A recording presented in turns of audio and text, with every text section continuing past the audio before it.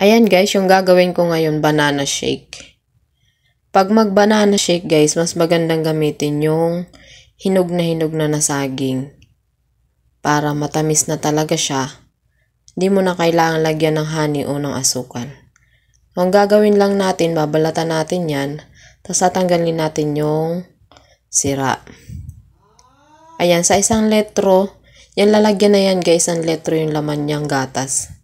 O 3 hinog na saging lang yung nilagay ko. Tapos yan, fresh milk. Nilagyan ko siya ng fresh milk guys.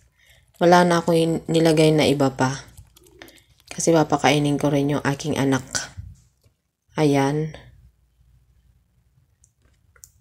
Yan, yung dami niya guys, 1 litro yan. Tapos i-blend lang natin siya. Yung blender ko na gamit guys, pang ano siya, yung parang tumbler siya. Yung pagka-blend mong ganyan, pwede mo siyang baunin o dalhin kahit saan. Kasi may takip na mismo siya. Maganda nga rin din yung aking nabiling blender na yan eh. Kasi, ano siya, parang heavy duty.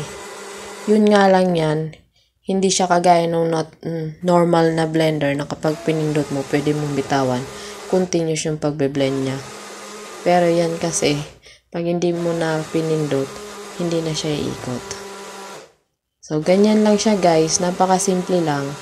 Pwede nyo rin lagyan ng ibang prutas. Kasi minsan ginagawa ko guys, banana, tapos nilalagyan ko siya ng strawberry, minsan naman apple, or kaya, nung nakaraan, dragon fruit.